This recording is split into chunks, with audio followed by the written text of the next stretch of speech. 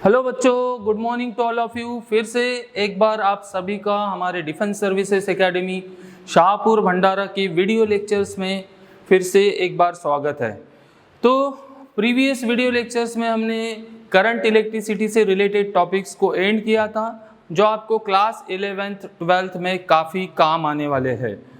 उसी के साथ बच्चों आपने क्लास 9th में वर्क पावर एनर्जी भी पढ़ा है ना। बट आपने वहाँ पे सिर्फ बेसिक चीज़ें पढ़ी थी, बट यही वर्क पावर एनर्जी आपको फिर से क्लास 11 12th में इसको स्टडी करना है। बट जो आपने 9th में पढ़े थे अभी, उससे कुछ एडवांस चीज़ें हमें इसके अंदर पढ़ना है। तो कौन सी चीज़ें हैं इसके ऊपर हम थोड़ा सा और लुक करेंगे, क्या आपने पढ़ चुके हैं और क्या नई चीज़ें हमें यहाँ पर सीखना है। ठीक है, तो आज के वीडियो लेक्चर में हम एक नया फ्रेश टॉपिक शुरू करने वाले हैं, that is work energy and power. अब देखिए बच्चों, एक ही पर्टिकुलर हेडिंग के अंडर में तीन अलग अलग फिजिकल क्वांटिटी की स्टडी करने वाले, दैट इज वर्क, एनर्जी और पावर। इसका मतलब ये तीनों ही फिजिकल क्वांटिटी एक दूसरे से रिलेटेड है, और ये कैसे रिलेटेड है, इनका रिलेशन ही हमें यहाँ पे डिस्कस करना है। सबसे पहले हम इन तीनों के बारे में एक बेसिक चीज़ें पढ़ेंगे, एक दूसरे से कैसे रिलेटेड है उसके बारे में डिस्कस करेंगे।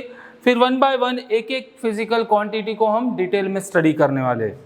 ठीक है, तो चलिए वीडियो लेक्चर शुरू करते हैं। सबसे पहले ये तीनों फिजिकल क्वांटिटी एक दूसरे से कैसे रिलेटेड है इसके बारे में हम डिस्कस कर लेते। जैसे वर्क हो गया हमारा, energy, and the last one is the power. तो अगर वर्क की बात की तो हमने, जैसे हम बोले बैठ के हम बातें कर रहे, डिस्कस कर रहे, तो आप बोलोगे हम काम कर रहे। आपको बोले कि चलो पढ़ाई करो, तो पढ़ाई करना भी आपके लिए एक काम होगा। बट फिजिक्स में वर्क को इस तरह से डिफाइन नहीं किया जाता।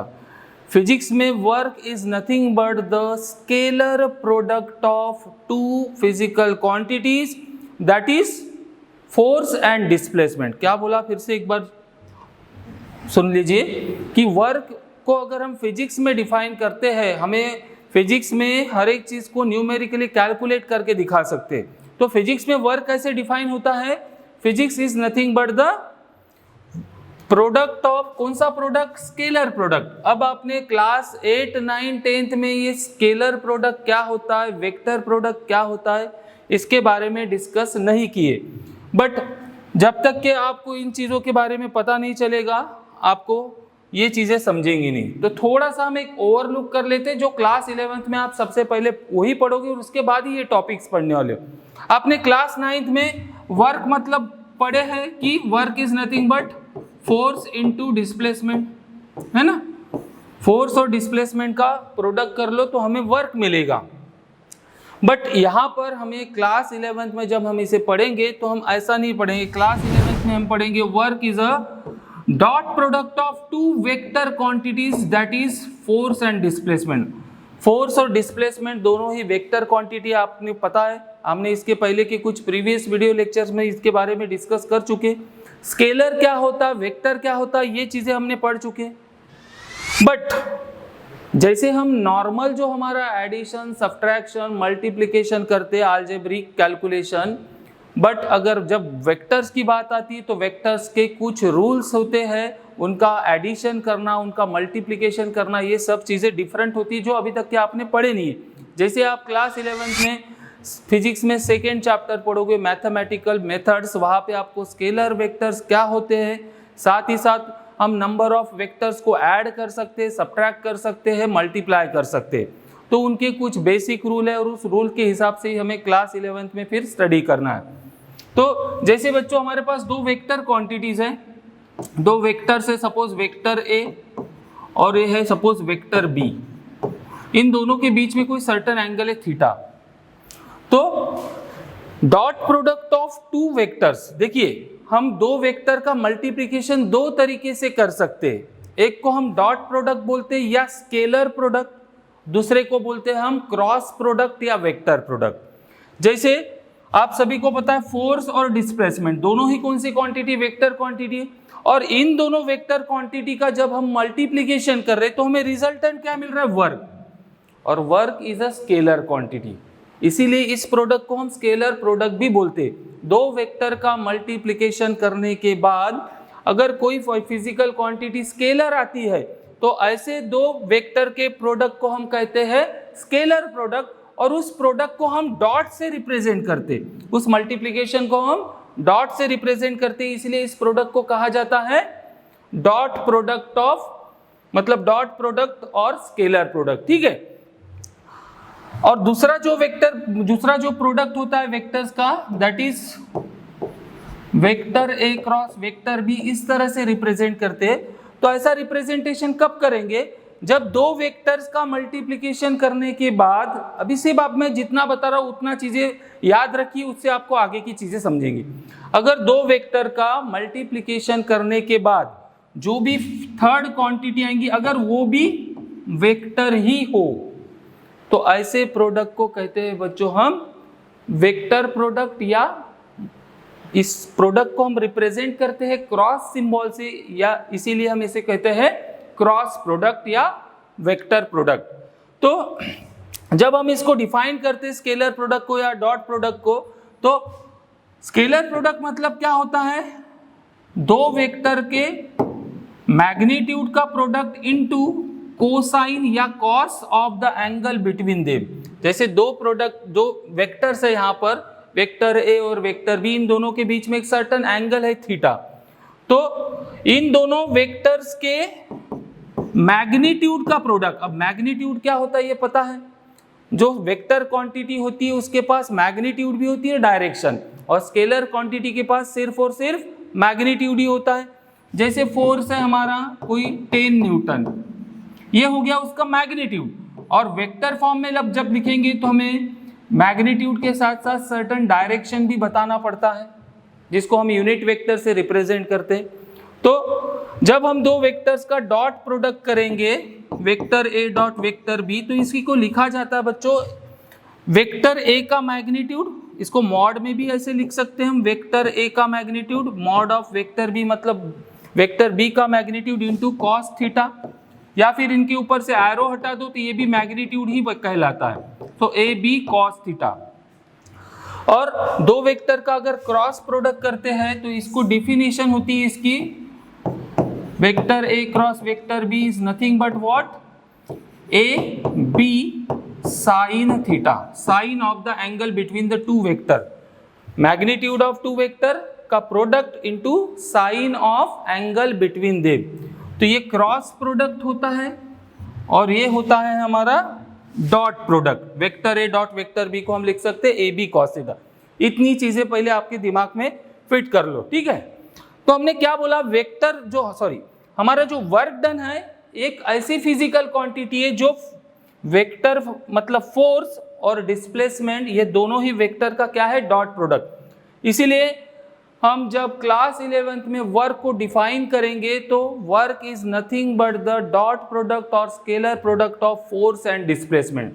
अभी तक क्या आपने क्लास 9 तक के सिर्फ फोर्स और डिस्प्लेसमेंट का मल्टीप्लिकेशन कर दो हमको वर्क मिलेगा, ये हमने पढ़े थे। बट अभी आपको ये चीज याद रखना है, work is nothing but the what, work is nothing but the dot product और scalar product of the two physical quantities, that is force and displacement. इसलिए वर्क का जो हम फॉर्मूला पढ़ेंगे क्लास 11th में, that is work is nothing but F S cos theta. अब ये theta की वैल्यू डिफाइन करेंगी कि हमारा वर्क डन पॉजिटिव है, वर्क डन निगेटिव है, या वर्क डन जीरो है। समझ में आ रहा है? तो वर्क डन हमारा पॉजिटिव भी हो सकता है, निगेटिव भी हो सकता है, जीरो भी हो सकता है, वो डिपेंड करेगा कि किस तरह का फोर्स उसके ऊपर अप्लाई हो रहा है और वो उस डिस्प्लेसमेंट के साथ कितना एंगल बना रहा है। जैसे मैंने कोई दीवार है और उसके ऊपर बहुत फोर्स लगा रहा है उसको डिस्प्लेस करने की, बट मेरे अंदर इतनी ज़्यादा ताकत नहीं कि मैं उस दीवार को तोड़कर डिस्प्लेस कर सकूं। तो अगर मैंने वहां पे फोर्स लगा रहा हूं मगर डिस्प्लेसमेंट हो रहा ही नहीं है, तो ऐसे वक्त में क्या होगा, वर्क डन की वैल्यू जीरो हो जाएगी। तो फिजिक्स यही कहता है कि जब भी हम किसी पर्टिकुलर ऑब्जेक्ट पे फोर्स लगाएंगे और वो डिस्प्लेस होता है तो हम कहेंगे कि there is a work done. और वर्क डन को कैलकुलेट करने का लिए एक बेसिक फॉर्मूला है। तो वर्क मैंने क्या बोला, पॉजिटिव भी हो सकता है, नेगेटिव भी हो सकता है, जीरो भी हो सकता है। अगर जिस डायरेक्शन में हम फोर्स लगा रहे किसी ऑब्जेक्ट में, ऑब्जेक्ट के ऊपर, उसी डायरेक्शन में अगर उसका डिस्प्लेसमेंट हो रहा है, मतलब थीटा की वैल्यू कितनी रहेंगी, 0, क्योंकि थीटा किसके बीच का एंगल है, इन दोनों वेक्टर्स के बीच का एंगल है। तो अगर फोर्स पैरेलल रहेगा तो angle between them is 0, cos 0 कितना होता है, 1। ऐसे केस में सिंपली हम क्या बोलेंगे, फोर्स इनटू डिस्प्लेसमेंट यानी वर्क, बराबर है। ऐसे केस में हमारा जो वर्क डन का आंसर रहेगा वो क्या रहेगा, पॉजिटिव रहेगा। कभी ऐसी भी केसेस आपको देखने को मिलेगी कि हम फोर्स लगा रहे हैं बट डिस्प्लेसमेंट उसका अपोजिट डायरेक्शन में हो रहा है। सब आगे वन बाय वन डिस्कस करेंगे। फोर्स हमारा इधर लग रहा है, डिस्प्लेसमेंट कुछ अपोजिट डायरेक्शन में हो रहा है। ऐसे केस में थीटा की वैल्यू क्या रहेगी, 180 डिग्री, और cos 180 आप सभी को पता है -1 होता है। ऐसे केस में हमारी वर्क डन की वैल्यू क्या रहेगी, निगेटिव। तो depending on the angle between the force and displacement हमारे इस वर्क डन की वैल्यू क्या होने वाली, डिसाइड होने वाली। तो वर्क डन को हम डिटेल में पढ़ेंगे नेक्स्ट वीडियो लेक्चर में। उसके बाद बच्चों एनर्जी। अब एनर्जी मतलब क्या होता है, एनर्जी को हम कैसे डिफाइन करते हैं। Energy is nothing but the capacity to do work. क्या बोला मैंने, एनर्जी मतलब क्या होता है, किसी भी पर्सन की या किसी भी जो भी है मशीन हो, उसकी वर्क करने की एबिलिटी, कैपेसिटी